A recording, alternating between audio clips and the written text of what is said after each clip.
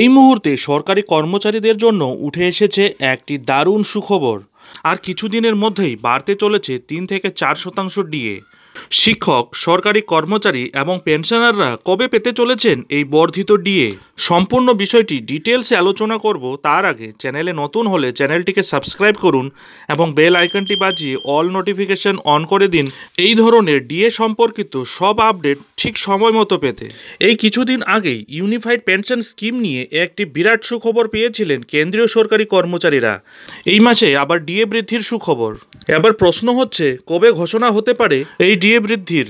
জানা যাচ্ছে কেন্দ্রীয় সরকার 2024 সালের সেপ্টেম্বরের তৃতীয় সপ্তাহে 3 থেকে 4% ডিএ বৃদ্ধির ঘোষণা করতে চলেছে।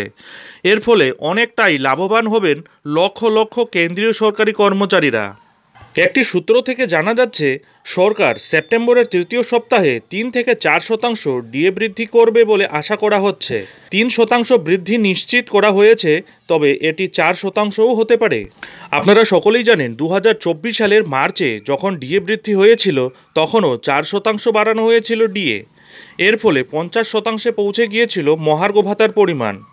সরকার মহার্ঘ ভাতা ত্রাণও 4%ই বাড়িয়েছিল।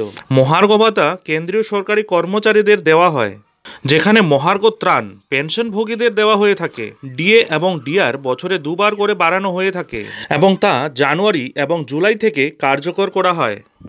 বন্ধুরা, সম্প্রতি সংসদের বর্ষা অধিবেশনে কেন্দ্রীয় অর্থমন্ত্রী পঙ্কজ চৌধুরীর একটি বিবৃতি অনুসারে কোভিড-19 মহামারীর চলাকালীন থমকে যাওয়া ডিএ এবং ডিআরনেস রিলিফের জন্য 18 মাসের বকেয়া দেওয়ার সম্ভাবনা অনেকটাই কম। কোভিড প্রাদুর্ভাবের সময় আটকে রাখা 18 মাসের মহার্ঘ ভাতা কেন্দ্রীয় সরকারি কর্মচারী পেনশনভোগীদের ত্রাণ মুক্তি দেওয়ার বিষয়ে সরকার সক্রিয়ভাবে বিবেচনা করছে কিনা এই প্রশ্নের উত্তরে অর্থমন্ত্রী পঙ্কজ চৌধুরী উত্তর দিয়েছিলেন, না।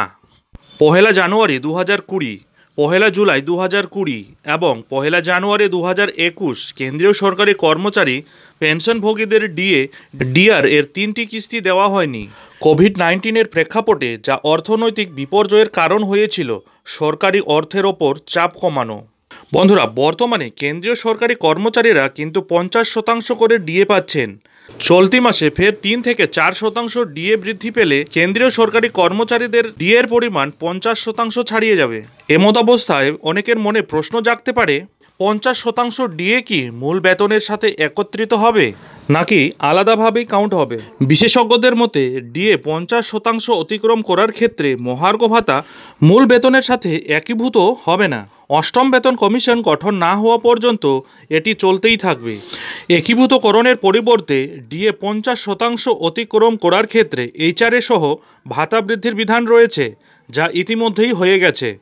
চতুর্থ বেতন কমিশনে ডিএ সর্বোচ্চ 170% পৌঁছেছিল। এখন দেখার বিষয় এটাই যে আগামীতে ডিএ বাড়লে আদৌ কি মূল বেতনের সঙ্গে তা একত্রিত হবে। যাই হোক বন্ধুরা, এখন এ পর্যন্তই। এই ধরনের ডিএ সম্পর্কিত গুরুত্বপূর্ণ আপডেটগুলি ঠিক সময় মতো পেতে অবশ্যই চ্যানেলে চোখ রাখুন।